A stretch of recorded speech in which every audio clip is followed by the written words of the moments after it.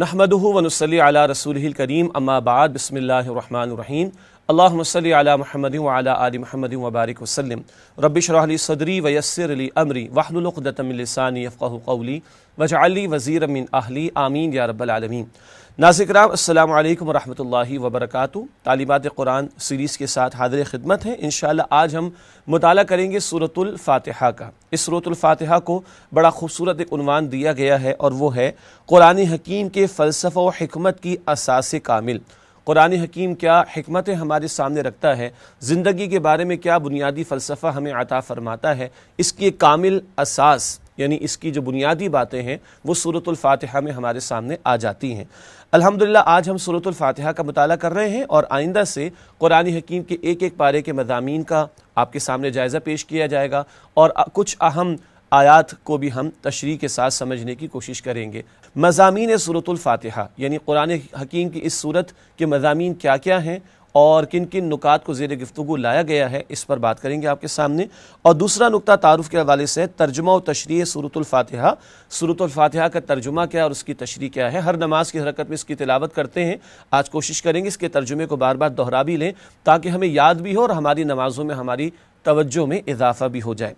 अगला नुक्ता जो हर प्रोग्राम में आपके सामने रखते हैं वो होता है मकासिद मुताला यानी लर्निंग आउटकम। आज की नशिस्त के बाद किन बातों को हम समझ लेंगे इंशाअल्लाह ताला, इसको मकासिद मुताला में बयान करते हैं। इस हवाले से तीन बातें पेश खिदमत हैं। पहली बात, सलीमुल फितरत इंसान के जज्बात से आगाही। अल्लाह ने इंसान की फितरत में अपना बुनियादी तारुफ रखा हुआ है, फ़िक्र आखरत के लिए बुनियाद रखी हुई है।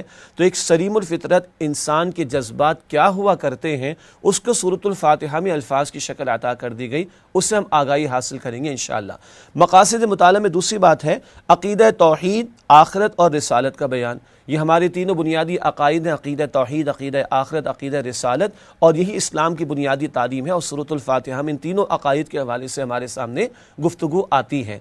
तीसरा और आखिरी नुक्ता है मकासिद मुताला के हवाले से, वो है सूरतुल फ़ातिहा में बयान किए गए तक़ाज़ों से वाक़फ़ियत। अल्लाह ताला की हम्द यानी शुक्र का तकाज़ा, अल्लाह ताला की इबादत का तकाज़ा, अल्लाह ही से दुआ करना इसका तकाज़ा, ये मुख्तलिफ़ तकाज़े जो सूरतुल फ़ातिहा में हमारे सामने आते हैं उन पर भी बात करेंगे इंशाअल्लाह ताला। कुल शुक्र व सना अल्लाह के लिए है जो तमाम जहान वालों का रब है, जो बहुत ज़्यादा और मुसलसल रहम करने वाला है, बदले के दिन का मालिक है। ए परवरदिगार, हम तेरी ही इबादत करते हैं और करेंगे और तुझ ही से मदद मांगते हैं और मांगेंगे। हमको चला सीधे रास्ते पर, रास्ता उन लोगों का जिन पर ए अल्लाह तूने इनाम किया। ए अल्लाह, ना तो तू उन पर नाराज़ हुआ और ना ही वो गुमराह हुए। नाज़रीन किराम, ये तर्जुमा सूरतुल फ़ातिहा का। इसके बाद हम आमीन भी कहते हैं जिसके मानी है ए अल्लाह कबूल फरमा। इसके बाद चलते हैं इस सूरह मुबारका पर गुफ्तगू से कबल इसके तमहीदी निकात के बयान की तरफ, जिसमें इस सूरत की अज़मत और कुछ मज़ामीन का जिक्र भी आएगा इंशाअल्लाह ताला। तमहीदी निकात के हवाले से पहली बात, तरतीब तिलावत और नुज़ूल के एतबार से पहली मुकम्मल सूरत। आपके इल्म है कि कुरान हकीम की जो तरतीब इस वक्त हमारे सामने उसमें पहली सूरत सूरतुल फ़ातिहा है। अलबत्ता तारुफ़ कुरान हकीम की ज़ेल में भी बात बयान की गई थी कि नुज़ूल के एतबार से भी, नुज़ूली तरतीब के एतबार से भी पहली मुकम्मल सूरत जो नाजिल हुई नबी अकरम सल्लल्लाहु अलैहि वसल्लम पर वो सूरतुल फ़ातिहा ही है। अगला नुक्ता सूरह मुबारका की अज़मत के हवाले से आयत कुरान की रोशनी में भी और चंद अहादीस की रोशनी में भी। पहला नुक्ता इस सूरत की अज़मत के हवाले से 7 दोहराए जाने वाली आयत, ये सूरतुल हिज्र की आयत नंबर 87 है। सूरतुल हिज्र की आयत नंबर 87 में इरशाद हुआ वलक़द आतैनाका सबअ मिनल मसानी वल क़ुरआनिल अज़ीम, और ए नबी सल्लल्लाहु अलैहि व आलिहि वसल्लम, हमने आपको बार बार दोहराए जाने वाली 7 आयत अता फरमाई यानी कुरान अज़ीम अता फरमाया। तो ये 7 आयत जो सूरतुल फ़ातिहा की इनकी अज़मत सूरह अल हिज्र की आयत नंबर 87 में भी बयान हुई। इसके बाद चंद अहादीस पेश खिदमत है इस सूरत की आज़मत के हवाले से। जामे तिरमिज़ी की रिवायत है, अल्लाह के रसूल अलैहिस्सलातु वस्सलाम ने फरमाया कि यही अल क़ुरआनुल अज़ीम है जो सूरह हिज्र की आयत 87 में बयान है। वही जामे तिरमिज़ी की रिवायत में भी है कि यही 7 दोहराए जाने वाली आयत है और यही क़ुरआन अज़ीम है। एक तो पूरा कुरान अल्लाह ने अता फरमाया, मगर कुरान की बुनियादी तालीमात व अक़ीदा तौहीद और आखरत और रिसालत की ज़ेल में हमारे सामने आती हैं, उनको अल्लाह ताला ने सूरतुल फ़ातिहा में अता फरमाया, जिसको कुरान भी कह रहा है और हदीस भी कह रही है कि यही सूरतुल फ़ातिहा ये कुरान अज़ीम है। एक और रिवायत है बुखारी शरीफ की जिसमें अल्लाह के पैगम्बर अलैहिस्सलातु वस्सलाम ने फरमाया कि ये कुरान हकीम की सबसे अज़ीम तरीन सूरत है। ہے. جیسے آیت الکرسی عظیم ترین آیت ہے، سورۃ الفاتحہ قرآن حکیم کی عظیم ترین سورت ہے. ایک اور روایت مسلم شریف کی جس میں اللہ کے پیغمبر علیہ الصلوۃ والسلام نے یوں فرمایا کہ دو نور ایسے ہیں جو میرے سوا کسی کو عطا نہ ہوئے، دو نور ایسے ہیں جو میرے سوا کسی کو عطا نہ ہوئے، ایک سورۃ الفاتحہ اور ایک سورۃ البقرہ کی آخری دو آیات جو معراج کی شب نبی اکرم صلی اللہ علیہ وسلم کو عطا ہوئیں اور تعارف قرآن کے ذیل میں اس کا بیان بھی آیا تھا. تو الفاتحہ ایسا نور ہے جو رسالت میں آپ علیہ السلام کو عطا فرمایا گیا، کسی اور کتاب میں کسی اور پیغمبر کو عطا نہیں کیا گیا. اس کے بعد ایک اور اہم نقطہ وہ یہ ہے کہ سورۃ الفاتحہ دعا ہے اور پورا قرآن گویا کہ جواب دعا ہے. ویسے سورۃ الفاتحہ بھی قرآن کا حصہ ہے، لیکن ترتیب کا انداز ایسے کہ پہلے ہمیں دعا سکھائی گئی، اہدنا الصراط المستقیم، اور پھر کیا ہے اللہ تعالیٰ سورۃ البقرہ کے شروع میں ارشاد فرماتے ہیں ذالک الکتاب لا ریب فیہ، یہ وہ کتاب ہے جس میں کوئی شک نہیں. ایک مفہوم یہ بھی بیان کیا گیا تم نے دعا کی، بلکہ دعا بھی اللہ نے سکھائی اور اس کا جواب بھی اللہ تعالیٰ نے قبول فرماتے ہوئے قرآن حکیم کی صورت میں عطا فرمایا.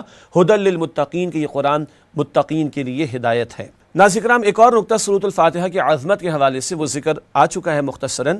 سورۃ الفاتحہ نماز کا جزو لازم ہے. بخاری شریف کی روایت بھی ہے کہ لا صلاۃ الا بفاتحۃ الکتاب، سورۃ الفاتحہ جو فاتحۃ الکتاب ہے اس کے بغیر نماز نہیں ہوتی. ہر نماز کی حرکت میں نبی اکرم صلی اللہ علیہ وآلہ وسلم نے اس کو جاری فرما دی. اتنی اہم صورت ہے کہ اللہ تعالیٰ ہر بندہ مومن سے تقاضا کر رہے ہیں اپنے نبی صلی اللہ علیہ وسلم کے ذریعے کہ دن میں کئی مرتبہ اس صورت کی تلاوت کی جائے. کم سے کم تو 17 رکعتیں فرض ہیں، وہ تو ہیں ہی ہیں، اس کے علاوہ سنتیں ہیں، نوافل ہیں. ہر رکعت میں نماز کی سورۃ الفاتحہ کو جاری کر دیا گیا.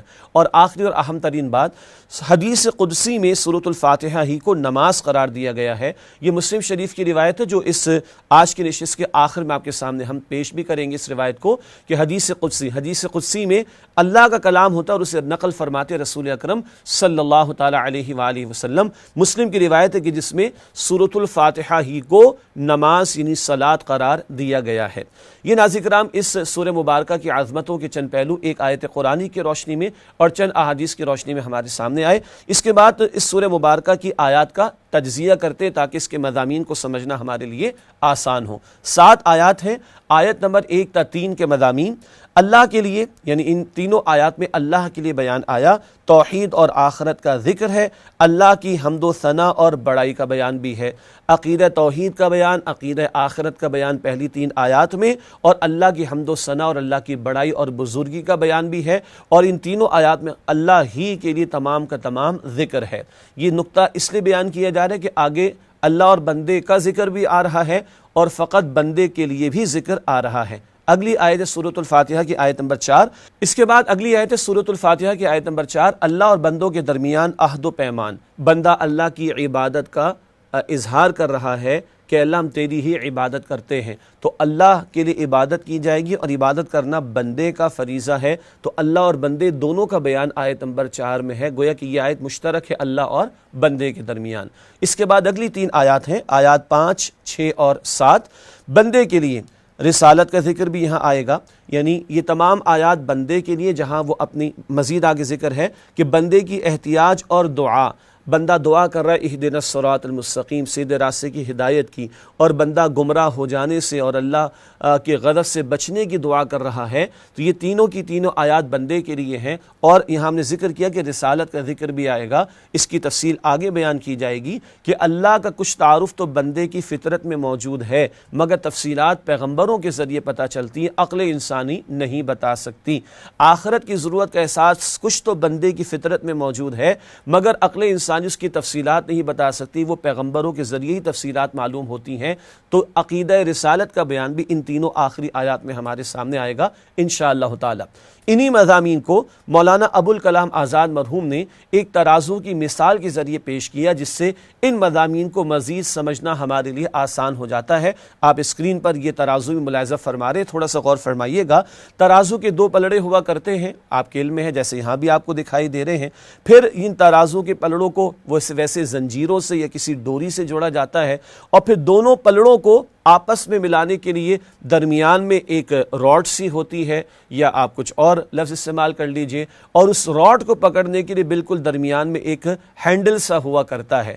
اب اگر آپ غور فرمائیں تو یہ ترازو ہے، ترازو کے دو پلڑے ہیں، ایک پلڑا ہمارے اور آپ کے دائیں طرف دکھائی دے رہا ہے اسکرین پر ہمیں، اور دوسرا پلڑا بائیں طرف دکھائی دے رہا ہے، اور درمیان میں آپ اس کو ایک راڈ کہہ لیجئے اور اس کے بالکل درمیان میں ایک ہینڈل کہہ لیجئے۔ ہم نے سمجھا تھا کہ پہلی 3 آیات یہ اللہ سبحانہ و تعالیٰ کے لیے ہیں، الحمدللہ رب العالمین، الرحمن الرحیم، مالک یوم الدین، یہ پہلی تینوں آیات میں اللہ ہی کا ذکر ہے اور اللہ ایبسولوٹ گریٹنس، اللہ ہی کی بڑائی کا بیان اس میں آ رہا ہے۔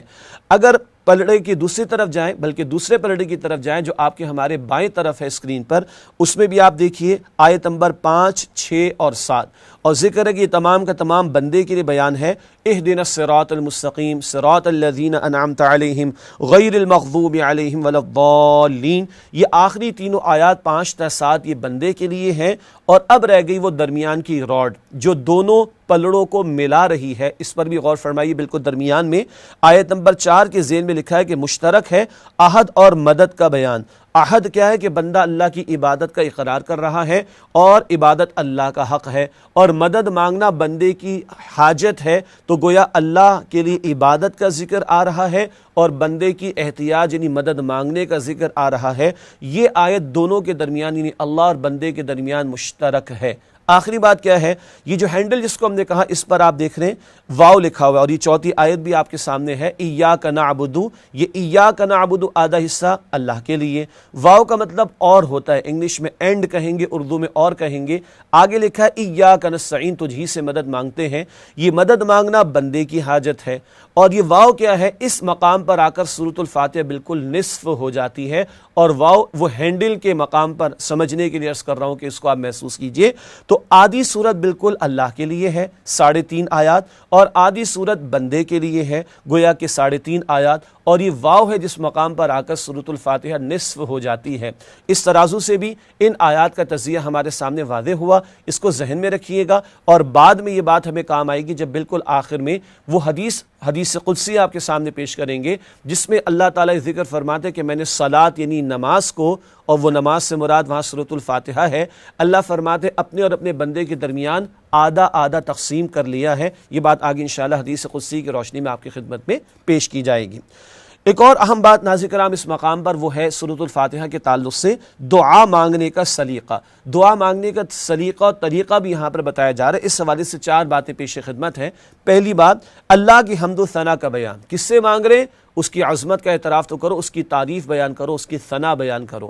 نمبر 2، اللہ کی بندگی کرنے کا اقرار، بندے بھی اسی کے اور اسی کو معبود مانتے، ایاک نعبد، اس بات کا بھی اقرار کیا جائے۔ نمبر 3، اپنی بے بسی و لاچارگی کا اعتراف، ہم محتاج ہیں اور ہم بے بس ہیں، ہم لاچار ہیں، اس لاچاری اور بے بسی کا اعتراف کر کے دعا کرنا۔ اور آخری بات دعا مانگنے کے سلیقے کے حوالے سے آخر میں اللہ سے عاجزانہ دعا کرنا۔ اب اپنا مدعا کہ اللہ ہمیں صراط مستقیم کی ہدایت عطا فرما دیجئے، وہ مدعا پیش کرنے کا ذکر آ رہا ہے۔ تو گویا اسی کو سورۃ الفاتحہ کو علماء نے ایک نام دیا تعلیم المسئلہ، یعنی اس میں یہ مسئلہ بھی بیان ہوا، تعلیم کیا گیا کہ دعا کیسے مانگنی چاہیے۔ یہ ہے ادب دعا مانگنے کا جو اس مقام پر سکھایا جا رہا ہے۔